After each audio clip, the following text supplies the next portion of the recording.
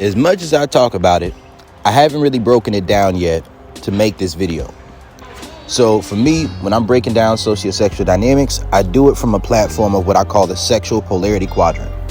Now, what is the sexual polarity quadrant? For me, I split sexual polarity into not only masculine and feminine, but also dominant and submissive, right? Because what we need to understand is just because a person is masculine doesn't mean that they're dominant. Just because a person is dominant doesn't mean they're masculine. Just because a person is submissive doesn't mean that they're feminine. And just because a person is feminine doesn't mean that they're submissive, right? The sexual polarity quadrant is about taking the masculine and the feminine and the dominant and submissive and putting those things together to see where a person fits in the quadrant when it comes to how they're dealing with a particular individual or overall in their dating dynamics.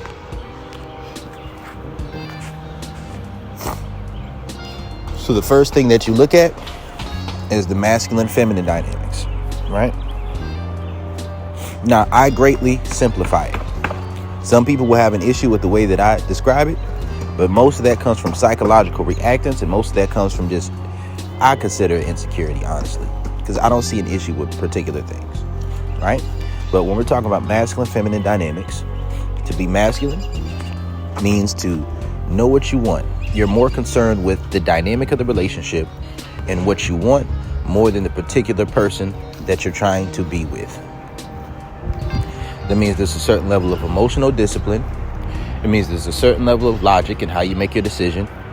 It means that there's a certain level of stoicism that you have an ability to show. It means that there is a certain level of being more focused on the relationship dynamic than the particular person, which means that if you are in a position where there's a person who you may like, right?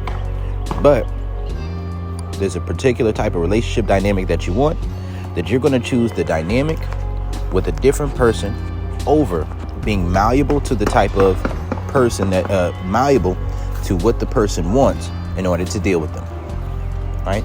That's what it means to be masculine. So to be masculine means that you're a solid structure, right? Now, to be feminine means that you're more so malleable. It means that you are more so emotional. It means that you want the other person more than you want to do things your way, right? When you want somebody more than you want to do things your way, which means that you're basing your desire for them off of your attraction, right? More so based off of your attraction to them. You're bendable when it comes to the way that you approach them. It means that you are more so fluid, emotional, or basing things on your desire, right? That's what it means to be feminine. You're more so basing it on your emotion, because the desire is an emotion. That's what you're basing things off of. So there's masculine and feminine dynamics. So you can look at masculinity kind of like a rock or the banks of a river, right? The femininity is the water that conforms to the solid structure that's in its environment. Now let's talk about dom-sub dynamics. To be dominant, by my definition, means that you are the primary giver of pleasure, the primary receiver of control. Primary giver of pleasure, primary receiver of control. So to be dominant means that you're more focused on the control, on the way that you make the person feel, more than you're focused on the physical or emotional pleasure that you're receiving yourself. Right? It's about control. So sometimes you could be in a situation where you're not reaching certain peaks and certain peaks of pleasure because the primary pleasure that you're receiving is the ego boost of being in a certain level of control. So that's like if you're having sex with an individual, and in having sex with the individual, the primary pleasure that you receive is how much pleasure they're experiencing because it strokes your ego. That's just what it means to be dominant. right? There's a dominant sexual ego, there's a submissive sexual ego. Now, to be submissive means that you are the primary receiver of pleasure, but the primary giver of control. So when you have a submissive sexual ego, you're basing things off of how much pleasure you receive. But also, you receive higher levels of pleasure, right? Your focus is on being able to give up control in order to receive more pleasure. That's what it means to be submissive, right?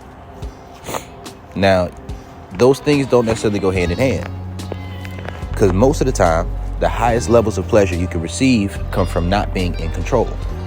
That's like forced orgasms, pleasure denial, edging.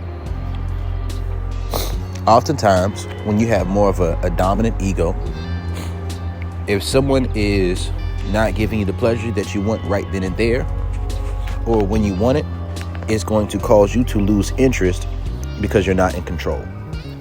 But when you're submissive, if you are being edged, then that builds up the desire, that builds up the pleasure, so that you eventually reach a place where your orgasm and the pleasure you experience is going to be higher. Right? Think about dominant as something that stretches an individual. Look at submissiveness as being stretched. Now, there are some nuances to the sexual polarity quadrant. So we do have to think about internalized definitions of masculinity and femininity, internalized definitions of dominance and submissiveness. So I'll put it like this. There are different places within the sexual polarity quadrant that mean different things. So to be masculine dominant is to be a leader, right? To be feminine and submissive is to be a follower. But that's a true follower, right? Which means that you follow and you learn. You're a student. Right? And that's to be a follower or a disciple of an individual.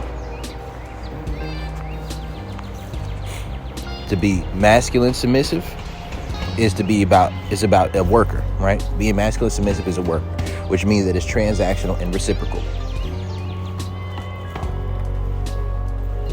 And to be feminine dominant is to be typically a player or a scammer or something of the like.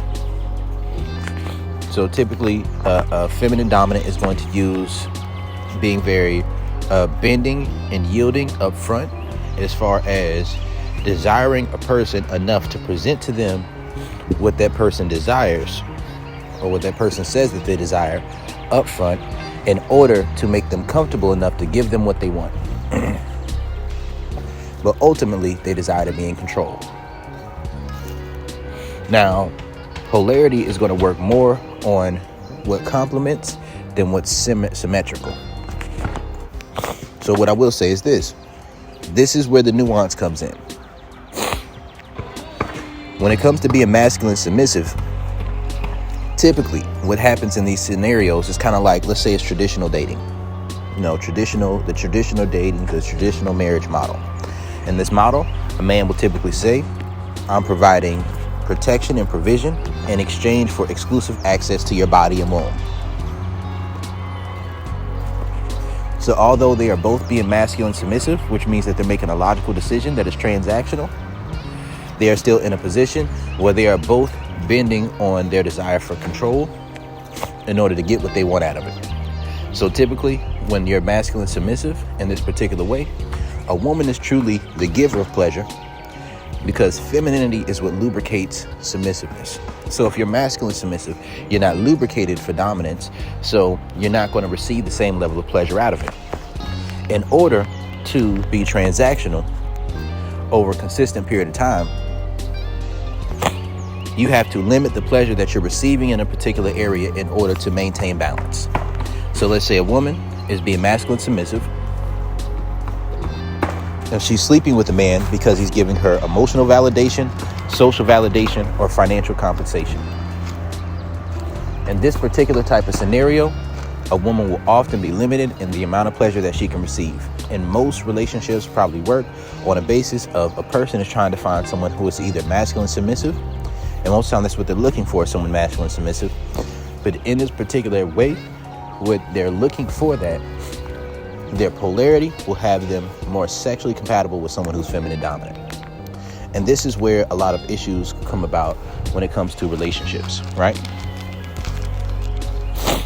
This is where a lot of issues come about. So a lot of people are looking for someone who's masculine submissive along with them in a more transactional or reciprocal model of dating. But within this scenario, they often find themselves in a position where a feminine dominant individual, someone who pretends to want to be masculine submissive and reciprocal with them, will be inconsistent, inconsiderate, and play the game in a way that will defraud them or cheat on them or whatever it is, take advantage, like a scammer or a player. So understand that. So the crux of being feminine submissive is intrinsic desire, intrinsic reward. Without it, you won't be able to do it. And that's where things become important, because a lot of things are based on the sexual and the non-sexual. The sexual and the non-sexual. In order to truly be masculine and dominant, you have to know how to present what it is that you want up front in a way that makes the other person desire that from you, in a way to where you can build up your chemistry, your compatibility on that particular level. And then from that place, you set standards of what you consider to be compatible on the next level. You set expectations, you lead towards that point, you teach whatever needs to be taught, or you give the other person the opportunity to figure that out on their own based off of the effort that they make. Then once they reach that level, then you start moving on to the other things. So typically when a man is masculine and dominant, he's going to lead with sexuality, because the first thing that a man knows when he sees a woman is that he wants to have sex with her because she's attractive to him. So if he sees that he's sexually attracted to her and wants to have sex with her and can present himself in a way that causes her to desire to have sex with him, and he sets her expectations and he leads properly, then as he's sleeping with this woman, she will develop emotional attachment to him as well as a sexual connection with him. Then as he leads and set expectations, she eventually gets to the point where she meets his standards about what it will take to have a non-sexual relationship as well, right? Or at least it transitions. And then they eventually get to the point where they start to establish a relationship of some form or another, right? It's a transitional thing. But there's a difference between transitional and transactional.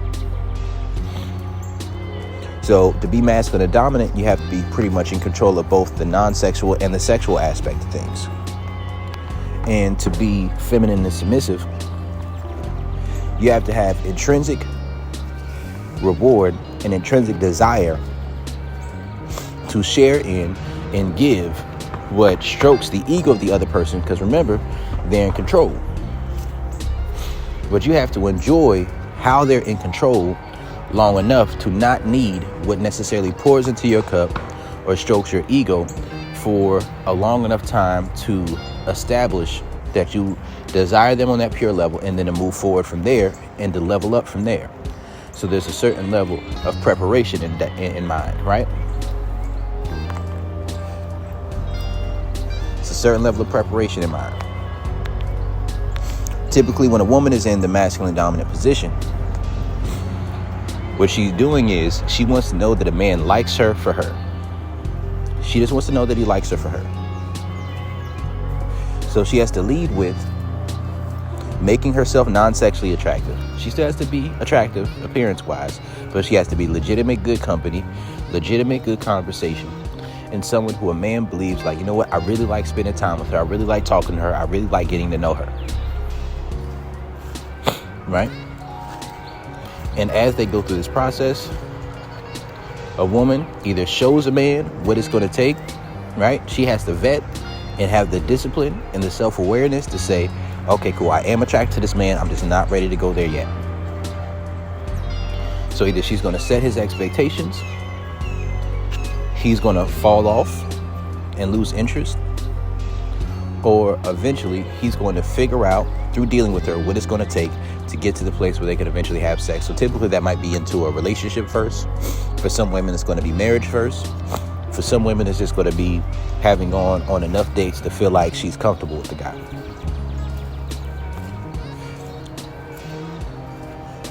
And then typically when people date this way, oftentimes a man is going to be desiring the sex so much that when he finally gets, he's probably going to come fast. He may not understand the woman's body. She's in her dominant sexual ego. And because she's in her dominant sexual ego, the sex is a reward to the man. She may not want to say it, that's what it is. She may not want to see it that way, but that's what it is. The sex is a reward. But she's going to take her time to vet and get to know that man, to know that he really likes her for her, so that when they finally get into that sexual relationship, there's enough platform there to build up from there. But if a woman doesn't know how to build up the sexual compatibility to the point where they're both mutually attracted and both mutually in a situation where they enjoy each other sexually, then it's typically going to disseminate. And that's where integration comes in. So integration is a big part of the sexual polarity quadrant, because everybody has masculine, feminine, dominant, and submissive within them. I just personally believe that it's best to start with a more aligned perspective, and then to have a program or a mindset in place so that after you get to a certain point, you know how to eventually integrate the other side of that alignment into how you operate with an individual and allow them to operate out of that as well. See, when you're not aligned, you tend to make yourself open to someone who is going to play you, or you make yourself open to be in a transactional relationship. And that's why it's important to be aligned.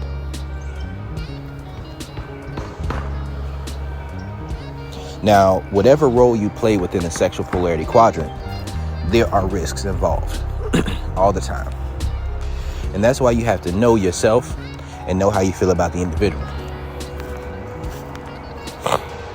So if you're a man and you're taking the feminine submissive role, if you don't truly grow to have an emotional attachment to the woman and to like the woman as a person and really enjoy getting to know her, then eventually you're going to go through sexual polarity erosion, or you're going to get frustrated, and out of your frustration you're either going to turn into feminine dominant, which means that you will try to manipulate her into sex or coerce her into sex, or you're going to try to play the game and seduce her before she's ready, or you're going to become masculine submissive, right?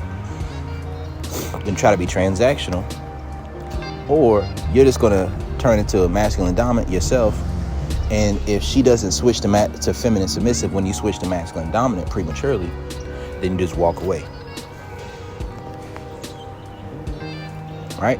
For a woman, if she tries to lead with feminine submissiveness, but she doesn't truly sexually desire the man, or she doesn't have the security within herself to build that sexual attraction, to build that, to separate sex from emotions, and then to learn to do that and then to unlearn it, then she may get to a place where she goes through sexual polarity erosion before she reaches the point where a man sees her as relationship material. See, the thing about being masculine and dominant when it comes to the sexual polarity quadrant is that you have a certain level of emotional discipline. So you may see potential, but you're looking for the factors that show you that a relationship is going to work over the long term before you add the other side into things. So masculine dominant man, he may typically work with sex first, going to vet a woman to see if she enjoys that for the sake of it, see if she knows how to follow instructions, see if she knows how to listen and learn. He's going to take his time. He's not going to jump right into a relationship. If a woman feels like, well, if you really want me, you would be with me already. So if she gets upset, she moves away, that can happen, right? There's also women, when you're masculine and dominant, who are going to say, well, I only want sex, but I don't want anything but sex. That's similar to a woman who tries to play the friends first role with a man. And because she tries to be friends first with a man, that he decides, well, I'm cool being just friends. And then he never tries to move it beyond just friends, right?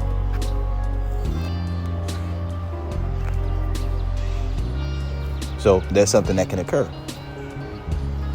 That's something that can occur. Some people don't know that can happen, right? Like, there's a lot of men out here and a lot of women who they lead with what they want up front, and then they assume that a person is going to want them for what they believe based off of their internalized definitions of masculinity and femininity that are going to automatically be desired by the other person. So sometimes a woman may say, okay, cool, I want to be friends first. A man may say, okay, cool, we'll be friends, we can just chill. We can chill, we can be cool. But I don't want anything but that. And then he no longer pursues her sexually, right? Or a woman may say, well, I want the dick, I want to have sex, but you know what? I don't see you as anything but sex. These are all things that can occur. And there's also people who will engage in those things and then they'll walk away and they'll just get what they want out of that and then they'll be gone. You know, when you're masculine submissive, what you are sacrificing is intrinsic desire and intrinsic reward. So that means there's certain things that someone may like to do or enjoy to do that you have to repress in order to make the situation balanced. So when you're a woman and you're taking the masculine submissive role, then you may find yourself in a position where certain things that you have a capacity to enjoy doing, you're doing it because you want something. And because you're doing it because you want something, you put yourself in a scenario where you don't take true enjoyment out of it because you're always looking for the reciprocation instead of finding intrinsic value, intrinsic reward, and intrinsic desire in what you're doing. So that could be a woman who's having sex with a guy, but she's so in her head about wanting a relationship that along that way, she stops finding value in sex. So then it just becomes transactional. Or she wants to lead with what she's going to get out of it. A lot of things within the sexual polarity quadrant work on the basis of pleasure denial, pretty much emotional and sexual edging, and they work on the basis of building anticipation. You get what I'm saying? So for a woman, one thing a masculine dominant man may do is have a woman come through, perform oral sex on her, give him some head. Now, if a woman's in a masculine submissive position, she may say, well, since I gave you some head, I want some head too. Right? And one thing that can occur along this way is that it may void a woman's ability to use the anticipation of desire and pouring out from an intrinsic place. It can put her in a position where she doesn't experience the true anticipation and pleasure denial that leads to edging. So a woman can get to the place where she can have an orgasm from giving head alone. Or it can build up her desire and anticipation so high that within a couple of times of seeing a guy, even if she's never had an orgasm before, even if she's never cried from sex before, even if she's never had multiple orgasms from penetration before, through that process of building up the sexual anticipation by focusing on that first, you know, she can go to a place where she has greater pleasure than she's ever experienced because of the anticipation that leads up to it. But when you're masculine submissive, once you do something with somebody that it doesn't feel like it strokes your ego, then it can put you into a scenario where you're voided from the intrinsic pleasure that comes with it. So you have to limit the pleasure from whatever you're doing transactionally. Likewise, a man can go on dates with a woman, right? And instead of enjoying those dates for what they are and building a true emotional connection, right, and getting to know the woman for who she is, he may say, well, I took you on this amount of dates. I took you on 1, 2, 3 dates. So now I want some pussy. That's transactional, right? Instead of taking that time to get to know that woman and enjoy those dates, he then wants to feel like because he spent a little bit of money that he's entitled to sex.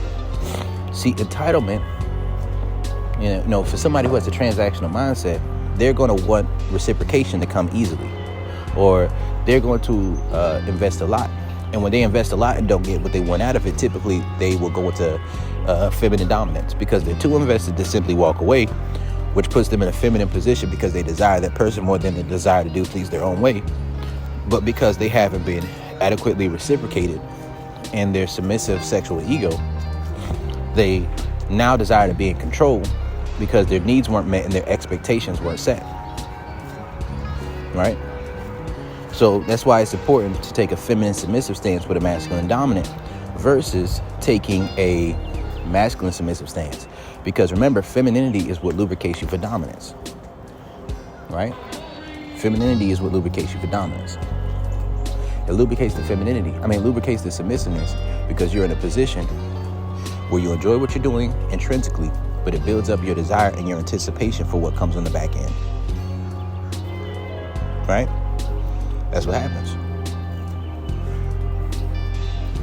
And the thing to understand about a masculine dominant is that's somebody who already has a mindset about how a relationship should work. They should also have integration in mind about where that goes leading into the future. So that means that they need to vet for particular things. So that means when a man is masculine and dominant, he's dealing with a woman, he's vetting to see if they'll have a relationship that will actually work. He's planting certain seeds so that as they get further into their dynamic, if they get to the point where they reach a relationship, they are prepared for what it's going to take to be in a relationship with that individual. Because when you're masculine and dominant, everybody has certain things that they want. So when you're masculine and dominant, there's things you're risking there. There's things you're giving up there. What you're giving up is being in a very illogical, emotional position, which is where the highest levels of pleasure are going to come from oftentimes, is from having a lack of emotional discipline, where you get to be more so impulsive. You have to give up being impulsive to be a masculine dominant. That's a sacrifice that you make. So there's less pleasure that you receive out of that stance.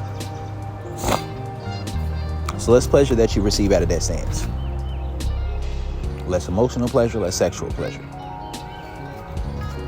When you're feminine submissive, you give up certain things of what you believe from your conscious mind to be reciprocation, and you give up certain things that in your conscious mind you view as respect, because respect between the teacher and the student doesn't look the same. So a man may say, well, typically if I go on 1-2 dates with a woman, we having sex already, right? But he may say, you know what, I really like this woman, I'm really attracted to this woman, I'm emotionally invested in this woman, so I'm willing to take more time to get to know her, because, you know, it's not that important right now. I'm learning things, I'm having a good time, and when she's ready, I'll be ready when she's ready, and I can wait for that. But I'm going to still pursue this woman, and I'm going to put some effort in. And it's the same thing with a woman who's in a feminine submissive position, right? She may say, well, I typically don't just have sex with men like that, but this dick is good to me, he's attracted to me, he's masculine, you know, he's making me feel some type of way. So right now the sex is enough to sustain me. And this little bit of time that we're spending together, this little bit of validation that we're spending together is something that does make me feel good. I'm learning things. Whether or not I end up with this man or not, is something to where I still feel like I'm getting something out of it. Right? Because to be masculine and dominant is to be in that position of, to be masculine and dominant is to be in that position of the prize. Now, what you also have to think about is there are things you risk being feminine dominant, right? When you're feminine dominant, where you pretty much bait and switch, there are things that you risk. And oftentimes these risks go on your own side too. So when you're feminine dominant, if you have like a Madonna whore complex, right? Then if you play that game and you sleep with an individual, you may feel like they're easy, right? You may feel like they're easy because they slept with you too quickly, or they gave into a relationship too quickly. And then now you feel like it has less value to it because it wasn't a real challenge. Something to understand is that a feminine submissive looks for leadership, because femininity is attracted to strength, right? So a feminine submissive desires the leadership and intrinsic reward out of the things that they do. That's what gives them that pleasure. That's what sustains them. But a feminine dominant is looking for a challenge. So you stand the risk of being a manipulative individual, playing games, being inconsistent, and a person may walk away if you're playing games. That's just true, right? Sustainability is something that you risk. A loss of respect is something that you may lose out on. A loss of respect from the person to you, and a loss of respect from them to you if they give in too easily, right? So when we understand these different aspects of the sexual polarity quadrant, then I believe that this can give a better light to it. I think that when people get into dynamics with people, what they need to understand first and foremost is what position do they want to play? Do you want to be the prize, or do you want to find the prize? Right? There's a certain inherent value or intrinsic value that the masculine dominant individual has, that the feminine submissive person, they both have to have a certain level of security to be in alignment, right? Because masculine submissive and feminine dominant are both roles that exist for people in survival mode, right? Those are survival mode positions. It's like if you're broke, right? If you're broke, you don't have a job, or there's a goal that you want to reach, typically you don't start off as masculine dominant or feminine submissive, right? Because if I were to break down the sexual polarity quadrant in light of how you provide for yourself and how you make a living, then to be feminine would be doing something that you intrinsically just enjoy on an emotional level. It's more so emotional, right? Submissive is to give control over your body or what you do with your time and your energy. You're not in control of that. You know, to be dominant is to be in control. And to be masculine is to be logical about what you're being reciprocated, right? So when you're in survival mode, it works more so like feminine dominant and masculine submissive. There's like if you're broke, you're typically either going to try to get a get rich quick scheme, or you're going to work a regular job and work your way up the ladder. So when you're masculine submissive, you can say, well, right now I'm not in a position to get to a place where I'm a boss right off the bat, because being masculine dominant is to be a boss. You're not in a position to be the boss. So you say, okay, cool. Well, logically, I can't do that right now. So how I'm going to do things is this. I'm going to go fill out this application at this job. They're going to tell me how much I have to work. They're going to tell me what my hourly wages are. I'm going to work hours doing something that I probably don't enjoy, but so much. But I'm going to get the resources. And when I get these resources from working these hourly wages, I'm going to be able to take care of myself and pay my bills, right? Being feminine dominant is like a get rich quick scheme, or it's a situation where you don't want the responsibility of doing something consistently. So you might decide you want to sell drugs, right? You might want to participate in some get rich quick scheme. You might want to participate in scamming. You might want to participate in some form of work that isn't going to be consistent, but you may have big sums of money that will come at a particular time, or you could do it consistently, but the more consistently you do it and on the higher level you do it, the more risky it's going to be. Now, some people, they're able to make it forward with this. Like somebody can be masculine submissive. They work their way through the ranks of their job. Then they eventually get to the point where they become a masculine dominant through the consistency of the work that they do, and treating that masculine submissive position, focusing on it and working on their mindset to the point where they treat it with the same virility that somebody would treat a feminine submissive position, right?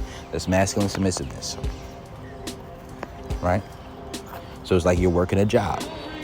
But if you focus, if you're very focused, you're concentrated, you put the effort in, you put the time in, you put the work in, and you get the knowledge and instructions that you need to improve your resume and get to a higher point, then eventually you go up higher. Now, most hypergamy comes from being masculine and submissive. That's where most hypergamy comes from.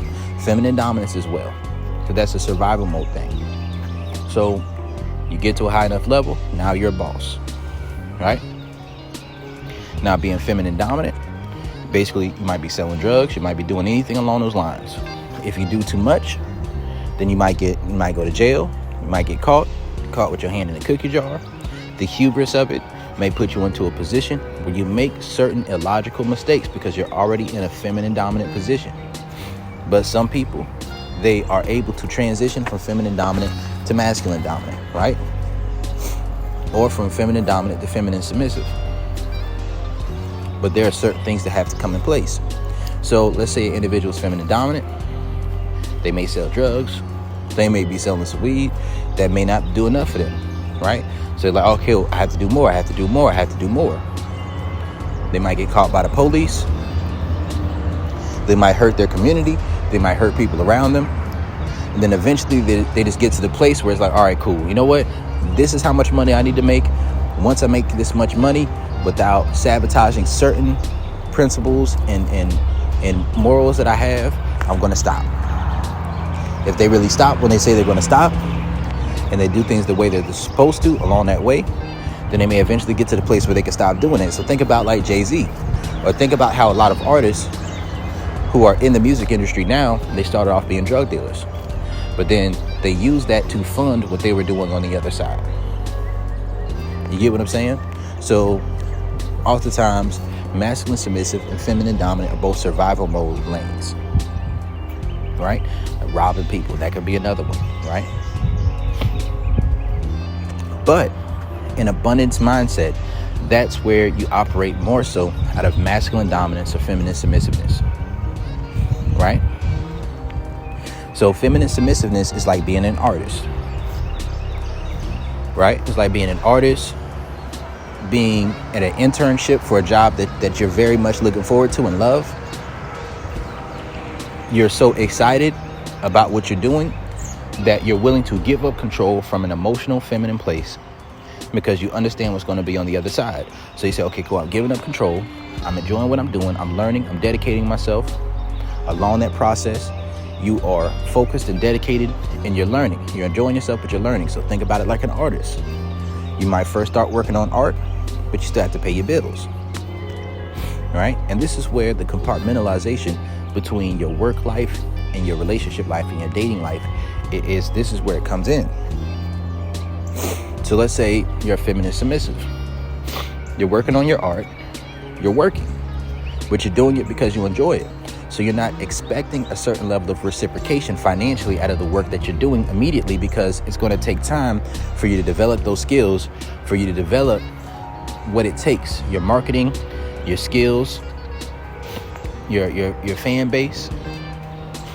So you're in that feminine submissive position, but while you're there, you're learning certain things that improve the quality of your product, right? That's what you're doing. You have to be around the right people. If you are a student and you have a teacher and you're a follower, right? You're learning certain things, you're being stretched. Like, let's say you're going to martial arts. Let's say it's like Daniel-san and Mr. Miyagi. There's going to be certain things you have to do that you don't understand why you're doing it, but you're going to do it anyways because it comes with what you're doing. If you make the extra effort, then you may eventually get to a place where you can provide for yourself out of what you're learning. Now, when it comes to being masculine and dominant, that's like starting your own business. You're in control, right? But while you're starting your own business, or while you're the boss at a business, if you don't have the good product to present up front, and you don't have the long-term plan, right? Then oftentimes you're going to burn out. And when you burn out, you're typically going to have to go back to the survival mode, right? So when you're masculine and dominant, there's different things that come with that as well. So you're going to have to work. And then eventually you have people who work under you. But you have to be responsible for the people who are under you. And if things go wrong, you're the one who's responsible for what goes wrong. That means you have to properly vet the people who are under you. That means you have to properly train the people who are under you. It means that you have to be on the same page and aligned with what you're doing, and be able to move forward with your understanding of the full picture. But that's something you have to do from an abundance mindset. Because if you don't have the capital to be a boss, and a lot of that can be emotional security and financial security, right? If you don't have the capital to be the boss, then you can put yourself in a position where your business is going to burn out if you don't have a good product that you've seen and shown that people like and enjoy. Then it can put you in a tough spot because nobody wants your product. So it's going to be a very slow build. No matter what role within the sexual polarity quadrant you operate out of, there are going to be pluses and minuses. Nothing is 100%. Nothing is a perfect position to be in. You have to know what you're willing to give up. Like when you're a boss, you're going to have to work a lot of hours, right? Especially when you first start off, because you have to develop your product. You have to develop your mindset. You have to develop your emotional discipline to not make certain decisions because you're not the one because you are the one who's responsible for what happens with your business. No one else is. It's you. You're the one who's responsible for the people who are under you. right? So basically, when we put these different things into thought, this is the sexual polarity quadrant. This is Coach Brody. I'm out.